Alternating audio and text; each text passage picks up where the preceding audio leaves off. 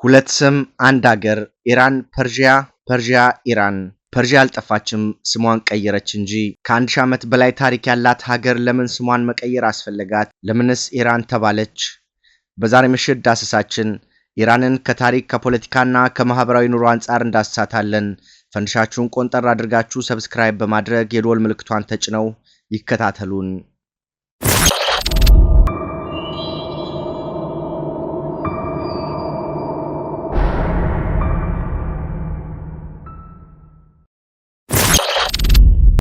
ይህ የአንድ ሀገር ታሪክ ብቻ ሳይሆን በዘመን ግልቢያ ውስጥ በስልጣን ሽሚያ በጦርነትና በትግል ውስጥ አልፎ የተፈተሸ ስልጣን እምነትና ታዋቂነት እንዴት የአንድን ሀገር ገጽታ እንደሚቀይር የሚያሳይ ፈዋሽ ዳሰሳ ነው። በሰንሰለታማ ተራሮች መካከል በጥልቅ በረሃ ውስጥ በጥንታዊ የንግድ መስመሮች ከንግድ ዕቃዎች ባሻገር ስልጣንና ህልም ተጭነው ይጓዙበታል። ይህ ቦታ ኢራን ነው። የዚህ የስልጣኔ ጮራ ፈንጣቂ በታሪክ ድርሳናት መጽሐፍ ቅዱስን ጨምሮ ስማቸው በገናናው ከደመቁ ሀገራት መካከል ኢራን አንዷ ናት። በ2 ሚሊኒየም ከክርስቶስ ልደት መወለዱ በፊት ኢንዶ ኢራንያን በቦታው አረፉ። ከጥንትነት ዘመን ሰዎች ከመካከለኛው ምስራቅና ከምዕራብ አውሮፓ የሚቀዱ የጥንታዊ ስልጣኔን ባለቤት ከነበሩ ማህበረሰቦች የሚመጡት ኢራኖች ከጥንት ስልጣኔ ውስጥ ሚድስና ፐርሺያን ተብለው የሚጠሩት ዋነኞቹ ናቸው። ሚድስ በስተሰሜን በኩል ያለውን ቦታ ይዘው ኑሯቸውን ቀለሱ። ወዲያውም የማህበረሰብ አደረጃጀትና የተረጋጋ ኑሮ መመስረት ቻሉ። ፐርሺያኖች በአንጻሩ በስተደቡብ በኩል በሚገኘው ፓዝ ተብሎ በሚጠራው አካባቢ ሰፈሩ። ፐርሺያ የሚለው ስምም ከዚሁ ከቦታው መጠሪያ የተገኘ ነው።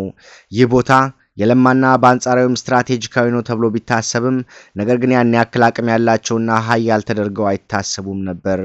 ማንም ሰው የታሪክን አቅጣጫ ይቀይራሉ፣ የአንድን ማህበረሰብ ሙሉ ገጽታ ይለውጣሉ ብሎ የጠበቃቸውም ሆነ በቀጠናው እንደ ኃያል የገመታቸው ማንም አልነበረም። በወቅቱ የስልጣን ማዕከል ተደርጋ የምትወሰደው ሚድስ እንጂ ፐርሺያኖች በካርታ ውስጥ እንዳለ አንድ ቦታ ተደርጎ ብቻ ነበር የሚቆጠረው። ፐርሺያኖች ገና ኑሮ ከመመስረታቸው ጎጆአቸውን ከማቅናታቸው የስልጣኔንና የስልጣንን መስመር ከመዘርጋታቸው በፊት ሚድሶች የኃይል ማማ ላይ ደርሰው ነበር። በእነዚህ ተራሮች መካከል በአለታማው ስፍራ ታሪክን የሚገለባብጥ ህልምን የሚቀማ ከዘር በላይ የማሰብ የሚችል ድንቅ መሪ ተወለደ። ስሙም ክሮሽ ይባል ነበር፣ ወይም ታሪክ ሳይረስ ዘ ግሬት ብሎ ይዘክረዋል። ከአሌክሳንደር፣ ናፖሊዮን፣ ከጌንግስ ካህን ዓለምን የመቆጣጠር ህልም በፊት አንድ ሰው ነበረ። ከመሬትና ከድንበር አልፎ ልብን የገዛ የመዋሃድ ጥቅም የገባው ሳይረስ ዘ ግሬት ከነሱ በተቃራኒው ሁሉንም በመከባበር ላይ የተመሰረተ ትልቅ ኤምፓየር መሰረተ። ሚድሶችን አሸንፎም ተቆጣጠረ። ከዛም ሳይረስ ኬሚኒድ ኤምፓየርን መሰረተ። ከማስፈራራትና ከመግደል በዘለለ ከአንድ ሃይማኖት ይልቅ ሁሉም ሃይማኖት የሚኖርባትን ከተማ መሰረተ። በተቆጣጠረው ከተማ ሁሉ ያሉ ቤተ እምነቶችን አክብሮ ባለመንካት ይልቁንም በመጠበቅ እንዲያብቡ አደረገ። ለጀዊሽ ህዝብ ለባቢሎናውያን ነፃ አውጪ ሆነ። ሳይረስ ከስልጣንም አልፎ እንደ አምላክ እንዲታይ ሆነ። ከአልጋ ወራሽ ዳሪየስ ጋር በመሆንም የፐርሺያን ስልጣኔ አስፋፋ። አንድ ቋንቋና አንድ እምነትን ከማስፋፋት ይልቅ ከተለያዩ የእምነት ተከታዮችና የተለያዩ ቋንቋ ተናጋሪዎች ጋር በእምነት ገመድ አስሮ መያያዙ ትልቅ ዋጋ እንዳለውም ተረዳ። ለባቢሎናውያን እንደ ወራሪ ሳይሆን እንደ ነፃ አውጪ፣ እንደ ገዳይ ሳይሆን እንደ ማክዳ አምላካቸው ባህላቸውን፣ ቋንቋቸውንና እምነታቸውን የሚመልስ የነፃነት ምልክት ሆነ። ከግብጽ ምድር እስከ መካከለኛው ኤዥያ ከ10 ዓመት ባነሰ ጊዜ ውስጥ ተቆጣጠረ። የታላቅ ግዛትም መንደር መሰረተ።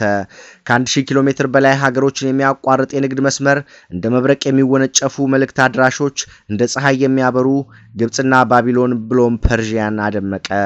የዓለማችን ቀዳሚው ሱፐር ፓወር፣ የገናናነት ምልክት፣ የአመራር ጥበብ ፈንጣቂ ሳይረስ ሆነ። ነገር ግን ከተለያዩ እምነትና ቋንቋዎች ጋር የነበረው ግንኙነት ከአንድ ጎራዴ በላይ የማይፈጅ ሊበጠስ የተንጠለጠለ ግንኙነት ነበረው። ታዲያ ይህንን የሚበጥሰው ጎራዴ የሳይረስን መርከብ ለማስመጥ የተነሳው ህልመኛ ወጣት ከወደ ምዕራብ ብቅ አለ። ስሙም አሌክዛንደር ይባል ነበር። 30 ዓመት ያልሞላው ወጣት ተስፈኛ ከመቄዶንያ የተነሳው ትንሽ ግን እጅግ በዲሲፕሊን የታነጸ ጦሩን እየመራ ወደ ምስራቅ ገሰገሰ። አሌክዛንደር ዓለም ደግሞ አሌክዛንደር ዘግሬት ብሎ ይጠራዋል። ህልሙም ለግሪክ ደም መመለስና ፐርሺያን መበቀል ነበር። ከቻለም ጀብደኛ ተብሎ ስሙን በዓለም ድርሳናት ማስፈር። ህልሙም መና አልቀረም። አሌክዛንደር ፐርሺያን ተከታታይ በሆኑ ውጊያዎች አንበረከካት። የሳይረስን ምድር ለረጅም ዘመናት የዓለምን ግማሽ የመራው የፐርሺያ ድንቅ ስልጣኔ ለአሌክዛንደር ዘግሬት እጁን ሰጠ። አሌክዛንደር ዘግሬት ግን ፐርሺያን ከማጥፋት ይልቅ ከዓለም ካርታ ከመሰረዝም ይልቅ ዓለምን ያስገረመው ስልጣኔውን አደነቀው፣ ተማረው፣ ተዋህደው ብሎም ፐርሺያን ሆነ። የፐርሺያን የልዑላን ልጆችን አገባ። የዞሮአስትሪያን እምነትን ተማረ። ከዛም የፐርሺያ ገዢ ሆነ። ይህ ለግሪኮች ይቅር የማይባል ታሪካዊ ስህተት ነበር። የግሪክ ተወላጅ አሌክዛንደር ፐርሺያዊ ሆነ። ለበቀል የመጣው የ30 ዓመት ወጣት በፐርሺያ ፍቅር ተማርኮ የተወለደበትን ግሪክ ረስቶ ፐርሺያ መኖሩ በግሪክ ጀነራሎች ዘንድ ቁጣ አንቀሰቀሰ። ነገር ግን አሌክዛንደር ከግሪክ ጀነራሎች በላቀ ህልም ነበረው። ይህን የሚያክል ዓለም ለመምራት ጦርነትና ከበቀል ከቂም በቀልና ከጥላቻ ይልቅ ብዙ የማሸነፊያ መንገዶች እንዳሉ ተረዳ። ነገር ግን የመቄዶንያው ንጉሥ አሌክዛንደር ክፉኛ ታሞ በ32 ዓመቱ ህልሙን ሳይጨርሰው አረፈ። ይህም ለፐርሺያ አለመረጋጋትን ለጀነራሎች ደግሞ መከፋፈልን ፈጠረ። ነገር ግን የመከፋፈል ፐርሺያን አላጠፋትም። ለተወሰነ ጊዜም ቢሆን አንቀላፋች። ስለ አሌክዛንደር ዘግሬት በአይቤክስ ዳሰሳ ታሪክ ውስጥ የምናቀርብላችሁ ሲሆን ለዛሬ የፐርሺያ የአሁኗ ኢራን እንዴት ተመሰረተች፣ ከፐርሺያ ወደ ኢራን እንዴት የሚለውን እናስቃኛለን። የመካከለኛው ክፍል ፐርሺያ ከጀነራሎቹ መካከል አንዱ ለሆነው ለሳሉዱስ እጅ ወደቀ። ምንም እንኳን መከፋፈሉ ቢቀጥልም የፐርሺያ ማንነት ግን ጨርሶ አልጠፋም።